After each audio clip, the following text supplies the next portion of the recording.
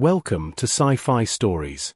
If you love stories of courage and mystery, make sure to subscribe and join our growing community. The mistake lasted 3 seconds. The lesson lasted much longer.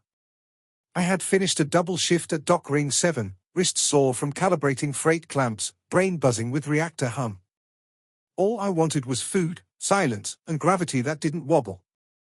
The apartment lights were dim when I stepped inside. "Kaylee's?" I called.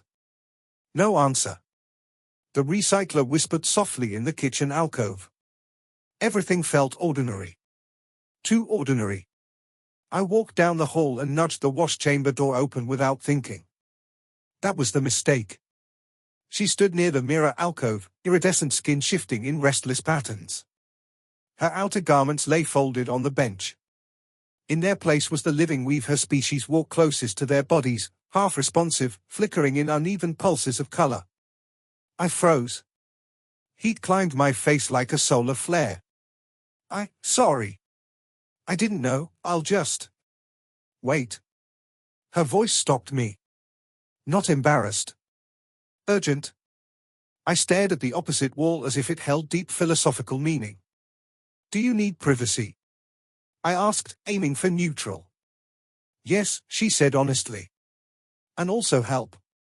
That was not the answer I expected. Kaylee's belonged to the Lyri, a species whose health depended on bioreactive attire woven from symbiotic fibers. The garments regulated temperature, stress chemistry, and subtle neurological balances. They weren't clothing in the human sense. They were calibration. Today, the weave wasn't responding to her. "I have a gathering tonight," she explained carefully. "If my colors remain unstable, it will signal imbalance. It would shame my household." "We don't have a household," I said automatically. Her skin flickered with faint humor. "We do. It is small. It has one kitchen and poor insulation." "Fair." She handed me the folded weave. It was warm. Not like fabric warmed by air. Warm like something alive. "I will guide you," she said. "You may look away. I trust your restraint." Trust. That word hit harder than the accidental intrusion. We had shared rent for 8 months. Argued about my music volume. Debated whether pineapple belonged on pizza. Learned each other's sleep schedules. Trust had grown quietly, like moss in the corners of routine. I nodded. "Tell me what to do." I stood behind her, eyes fixed on the tile seam near the drain. "Lift the central filament cluster," she instructed. "Press along the dorsal band. Hold until the color steadies." The weave pulsed against my fingers. At first, chaotic bursts of violet and amber flickered across its surface. "Gentler," she said. I adjusted pressure. The pulses slowed. Shifted.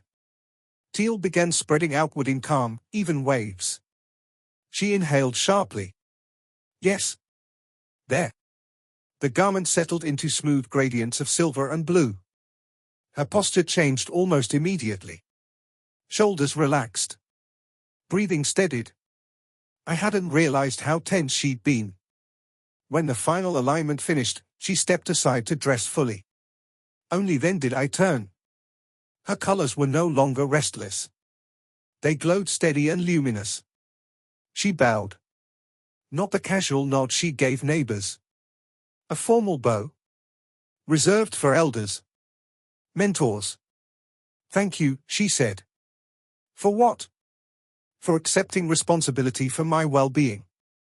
I swallowed. It was just instructions. Her gaze softened. Care is rarely just anything. That evening, she paused at the door. "You may attend the gathering," she said. "If you wish. Humans are allowed. If invited properly." "And I am?" Her colors shimmered gold. "You are." The gathering hall had been grown, not built.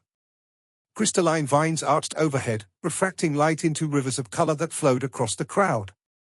Dozens of Lyri moved in slow, synchronized patterns, their garments glowing in harmonious tones. When Kaylee's introduced me, she did not say roommate. She said, "He is my stabilizer." Heads inclined toward me. Respectfully. It felt undeserved. The music began, not sound alone but vibration through the floor. Kaylee's explained the rhythm patterns quietly, guiding my steps when I misread a shift. I stumbled. She steadied me. Our laughter bridged the awkwardness. At one point, an elder approached her, studying the perfect alignment of her weave. "You are balanced," the elder observed. Kaylee's glanced at me. I was assisted. The elder turned those multifaceted eyes toward me. "Then you are already family." The word landed gently. But it stayed. We walked home under the station's artificial dusk. "On your world," Kaylee's asked, "what forms a family?" "Usually blood," I said. "Sometimes choice. We're still figuring it out." She considered that. "On mine, family forms when someone accepts your vulnerability and does not misuse it." The corridor lights flickered softly as we entered our apartment. Familiar. Warm. Safe. We shared tea in quiet companionship. No dramatic confessions. No sweeping declarations. Just understanding. The kind that settles in slowly. The next morning, I taped a small note beside the wash chamber door. "Knock first." Always. Below it, Kaylee's added a lyre symbol in careful strokes. It translated loosely to, "Trust grows where care is given." Every time I passed it, I smiled. Because the universe had tested me with 3 seconds of awkwardness. And rewarded me with something steadier than embarrassment. It had shown me that across the stars, trust might look different. But it feels the same. And sometimes, family begins with someone saying, "Wait. I need your help."